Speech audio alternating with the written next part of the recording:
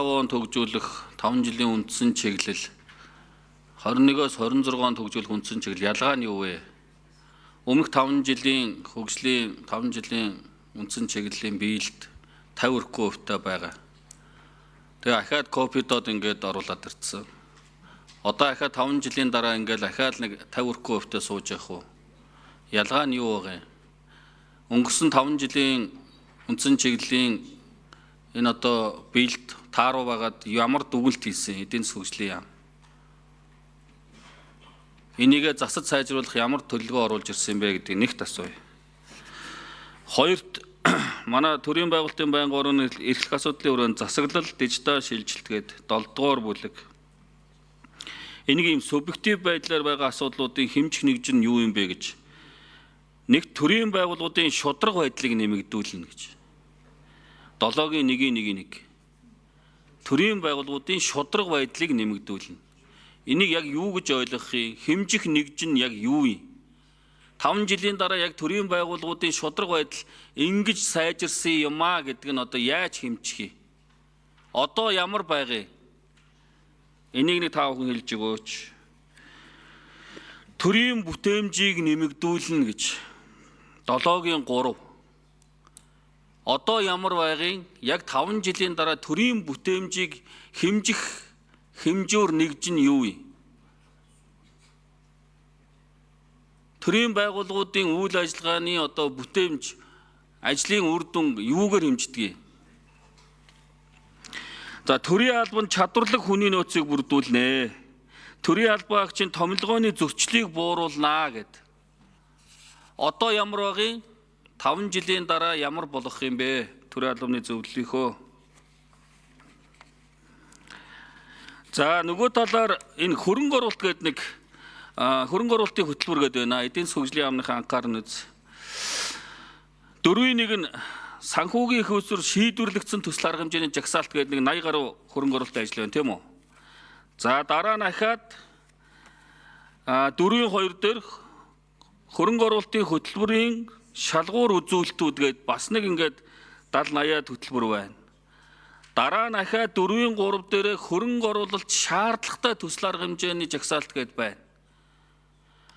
Тэгээ ингээд баталчаар их усүргүй эднэрийг одоо ирэх 5 жилийн хугацаанд хийн гэж ойлгож байгаа юм уу? Их усүрийг хаанаас бүрдүүлнэ гэж ойлгож байгаа юм. Ингээд баталцсныхаа дараа бид нар одоо яах ёстой энийг? Засгийн газар энэ дээр ямар эдийн засгийн яам ямар бодлого байр суурь баримталдаг юм? За бид нар ингээд батлагдсан гэж ойлгох болох уугүй юу? Энэ төсөл хөтөлбөр одоо хөрөнгө оруулалт шаардлагатай төсөл хөтөлбөрүүд гэсэн 4-ийн 3-ыг юу гэж ойлгох вэ? Их усүр байхгүй байгаа юмнуудыг батлах гэж штэ бид нар. Энийг юу гэж ойлгох вэ гэсэн ийм асуултанд тав хүн хариулж өгөөч. За ажлын хэсгийн 6 номерын микрофон. За 2026-аас 2030 оны 5 жилийн үндсэн чиглэлийг боловсруулахдаа бид нар ер нь бол үрдэн суурилсан хамгийн анхны удаагийн төлөвлөлт бол анх удаа ингэж орж ирж байгаа. Тэгэхээр өмнөх нөгөө 5 жил маань ямар хүн нөхцөл байдалтай байсан гэхлээр ерөөсөө төсөл арга хэмжээ үр дүн холилдсон байсан гэсэн үг. Тэгэхээр нөгөө үр дүнгээ тодорхойлж орж ирэхгүй болохоор бид нар одоо тооцч хэмжихэд бас хүндрэлтэй болчихж байгаа. Тэгэхээр бид нар одоо энэ дээр 5 жилийн үндсэн чиглэл дээр яг үр дүнд суурилсан төлөвлөлтийн арга зүй буюу өөрөөр хэлэх юм бол олон улсад хэрэгэлдэг яг төлөвлөлтийн арга зүйг баримтлаад хөгжлийн бодлого төлөвлөлтийн тухай хуультайгаа нийцүүлээд орж ирж. Тэгэхээр энэ хүрээнд дотор бид нар ямар одоо зарчмыг бариад байна гэхээр нэгдмэл байх хэвээр. За цогц өөрөөр хэлэх юм бол нөгөө бүх салбаруудын үр дүн, төсвийн ерөнхийлөн зархичдын үр дүн, дээрээс нь үндэсний үр дүн, хөтөлбөрийн үр дүнгууд маань бүгдээрээ нэгтгэж орж ирж байгаа. Нийт 330 үр дүн тодорхойлсон.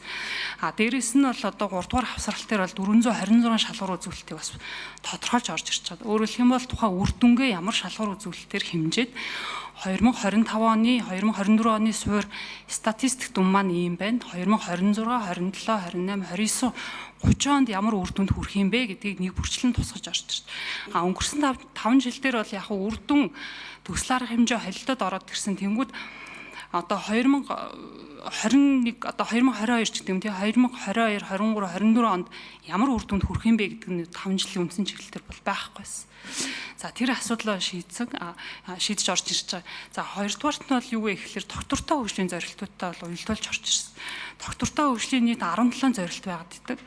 Тэгэхээр Монгол улсад хамааралтай нь бол 16 одоо шалгуур үзүүлэлт байгаа. Тэр бүгдийг бол бид нэр одоо 5 жилийн үндсэн чиглэлтэй уялдуулаад орж ирж байгаа. Энэ маань бол өөрөөр хэлэх юм бол бидний одоо Монгол улсын гадаад улсад одоо хүлээж байгаа үүргээ бол бид нар энэ 5 жилийн үндсэн чиглэлээр бас биелүүлж орж ирж байна. За зэдэвсрэн дарга ажлын хэсгийн 8 номерын микро. За сандагч даргын асуултанд хариулъя. За төрийн албаны бүтээмжийн асуудлыг бол ер нь Дэлхийн банкны засаглалын яг өөрийнх нь үзүүлэлтээр засгийн газрын өвөр нөлөөний тайлангаар нь дандаа үзүүлэлтүүд гардаг. За энэний дагуу бас засгийн газар эдийн засгийн хөгжлийн яам ахлаа засгийн газар энэ одоо тайлан гаргах дээр нь анхаарч ажиллана гэж байгаа. За би хоёр юм дээр нь илүү тайлбараа өгье. Төрийн албанд энэ чадварлаг хүний нөөцийг бүрдүүлэн ялангуяа суул орон тооны нөхөн бүрдүүлэлтийг хийнэ гэд түрүүн удирдах гишүүний юунд дээр бас товчхон нөгөө хариулаад минут дууссан.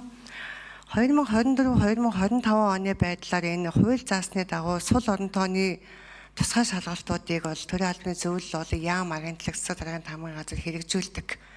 За бид нар энэ сул орон тоог хэрэгжүүлэхдээ нийт өсөлдөж байгаа болон тэнцсэн хүмүүсийн тооны харьцааг гаргадаг л да.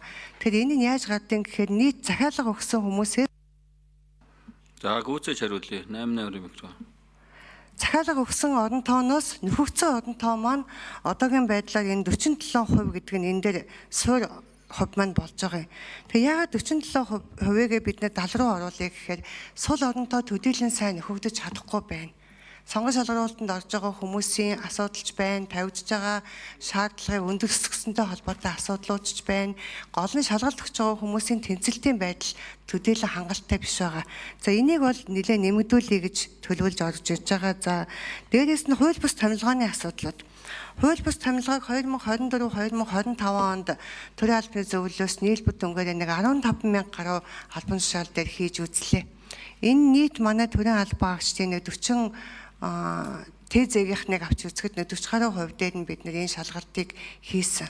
За энэ шалгалтыг хийгээд энийг үзэхэд 630 гаруй зөрчил илэрхснээс өнөөдрийн байдлаар 83% гүйцэтгэл сайтай явж байна. За ахаа гүйцэтгэл хариулчих. 8 номерын микро.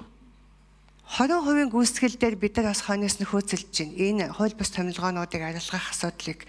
Тэгэхээр энэ маань нийт төрийн албан агчдын маань томилгооны 3%-тай тэнцэж байгаа учраас хууль бус томилгоог бид нар ямар ч байсан 5 жилийн хугацаанд 2% хүртэл буулгана гэдэг нь ер нь бол хуулийн хэрэгжилтийг илүүсээ хангуулна гэдэг тал дээр бол ажиллана л гэсэн үг. За 6 номерын микро. Шудраг байдлын үнэлгээг. Төрийн бүтээмжтэй холбоотой хариултын хүчтэй. За 5 жилийн үндсэн чиглэлээр бол төрийн бүтээмжийг дээшлүүлэхтэй холбоотой хэд хэд үр дүнгуудыг бол тусгасан байгаа. За үндсэн чиглэлийн 2 дугаар хавсралтын 7-3-2 дээр төрийн байгууллагын бүтэц оронтой чиг үүрэг оронтойг оновчтой тогтоох замаар чадхуун зарчим суурилсан оновчтой чиг үүрэг бүтэц бүхний цомхон чадварлаг төрийн албыг бэхжүүлнэ гэсэн үр дүнгуудыг тусгасан байгаа.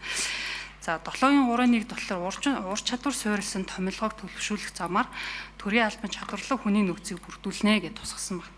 Тэгээ холбогдох үр дүндээ харьцаа өөрөлдөх шалгуур үзүүлэлт хүрх түвшингөө яаж тусгасан бэ гэхээр 7-3-1 дээр бол төрийн албаны сул орон тооны нөхөн бүрдүүлэлт бол 47%-тай байгаа. Одоо бол 2024 оны суур дүн статистик дүн.